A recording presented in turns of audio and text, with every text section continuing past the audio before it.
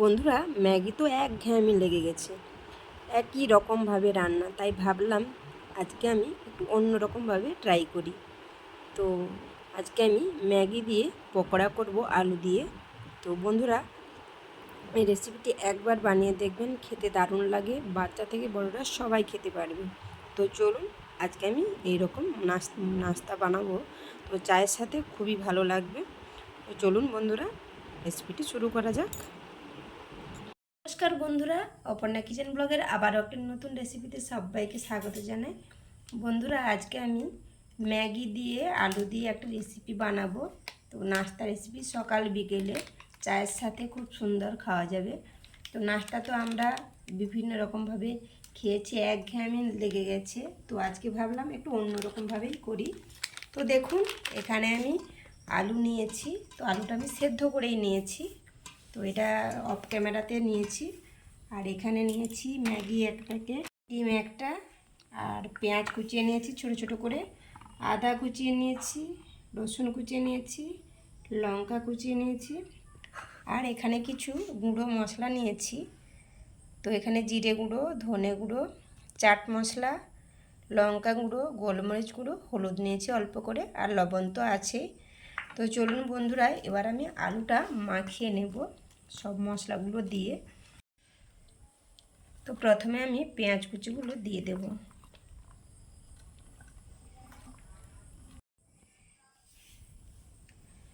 তো আলুগুলো আমি আগে মেখে রাখলে ভালো হতো, কিন্তু গরমের জন্য আমি মাখছি না, একসাথে সব মশলা দিয়েই মাখবো। তো এরপর দেব আদা কুচি। তো আপনারা বেটে দিতেও পারেন, আমি কুচিয়ে নিয়েছি ছোট ছোট করে। রসুন কুচি, কাঁচা লঙ্কা নিয়েছি 3টে। তো ঝালটা আপনাদের পছন্দ অনুযায়ী দেবেন। তো এখানে যা গুঁড়ো মশলা নিয়েছি ওগুলো দিয়ে দেব।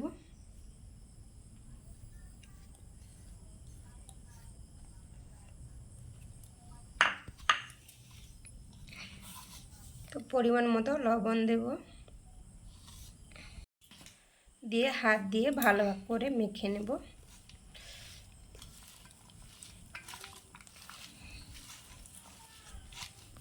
বন্ধুরা, পুরো ভিডিওটা স্কিপ না করে দেখবেন, আশা করি ভালো লাগবে। আর পুরোটা না দেখলে বুঝতেই পারবেন না কিভাবে করেছি।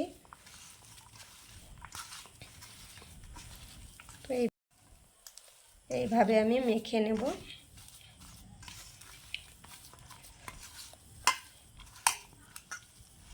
তো দেখুন বন্ধুরা, এইভাবে আমি মেখে নিয়েছি।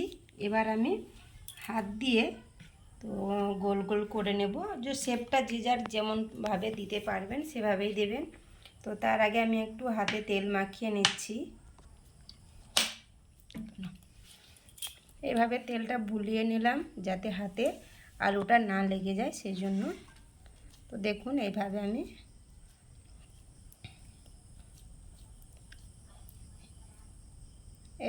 শেপ দিয়ে দেব।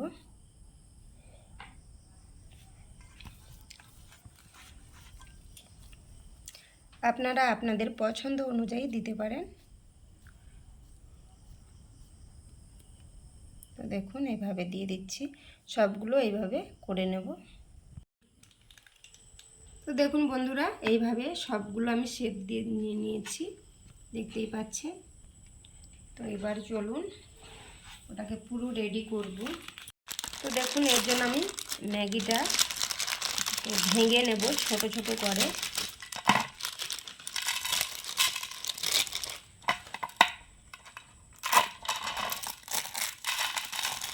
এভাবে হাত দিয়ে আমি ছোট ছোট করে ভেঙে নিচ্ছি।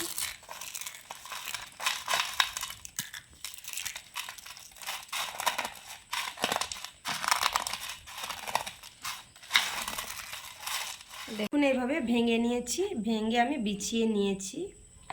তো এর উপর আমি ওই শেপগুলো, আলুর যে পুরগুলো করেছি ওগুলো দিয়ে মাখিয়ে নেব। তো পুরো ভিডিওটাই দেখতে থাকুন।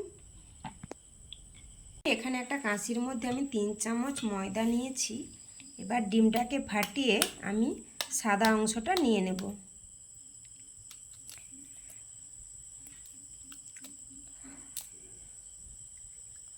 তো দেখুন এই সাদা অংশটাই নেব, কুসুমটা নেব না।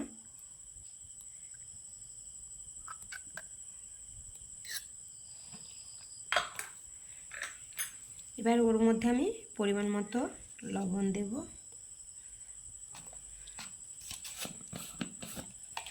অল্প করে গোলমরিচ গুঁড়ো দেব,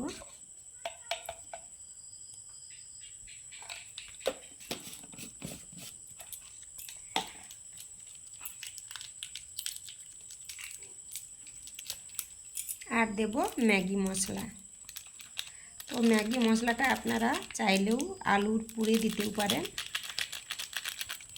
আমি ওতে চাট মশলা দিয়েছি, সেই জন্য ম্যাগি মশলাটা দিলাম না।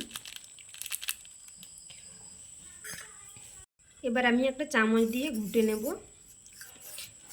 তো এর মধ্যে অল্প জল দেবেন।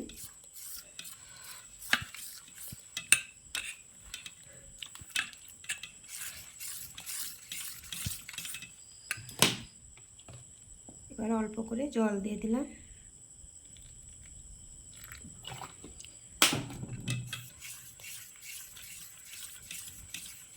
এবার আমি ওই আলুর পকোড়াগুলো করে রেখেছি, ওইগুলো এবার এর মধ্যে একটা একটা করে দিয়ে দেব।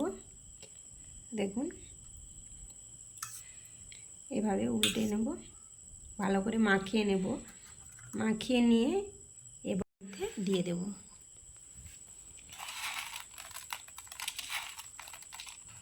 এভাবে ভালোভাবে মাখিয়ে নেব।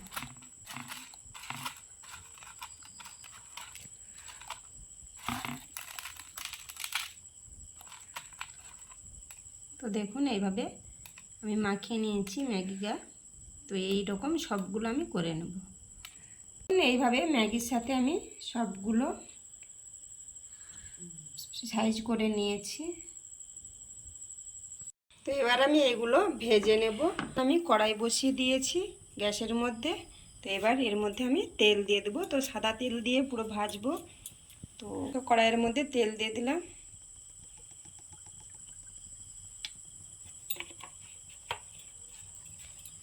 তো দেখুন বন্ধুরা, তেলটা আমার গরম হয়ে গেছে। তো ওর মধ্যে আমি পকোড়াগুলো দিয়ে দেব।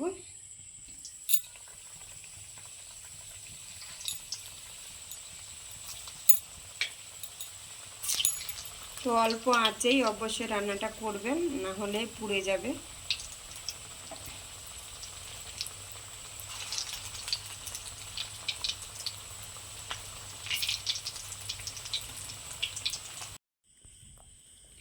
রুকো। দেখুন বন্ধুরা, সবগুলো আমি ভেজে নিয়েছি।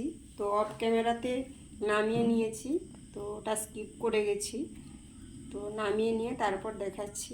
দেখুন কত সুন্দর হয়েছে। তো পরিবেশন করে নিয়েছি, দেখতেই পাচ্ছেন সস নিয়েছি। তো আপনারা চাইলে সাথে পেঁয়াজ শসা নিতে পারেন। তো আমি সস দিয়েই নিয়েছি। তো এবার আমি একটা ভেঙে দেখাচ্ছি কত সুন্দর হয়েছে। দেখুন দেখুন পুরো আলুর পুর, দেখতেই পাচ্ছেন। তো অবশ্যই বন্ধুরা, রেসিপিটি কেমন লাগলো অবশ্যই লাইক কমেন্ট করে জানাবেন। তো ভালো লাগলে শেয়ার করবেন। দেখা হচ্ছে নেক্সট কোনো রেসিপিতে। ভালো থাকবেন, সুস্থ থাকবেন, নিজেদের খেয়াল রাখবেন। অনেক ভালোবাসা রইল সবার জন্য। সবাইকে টাটা।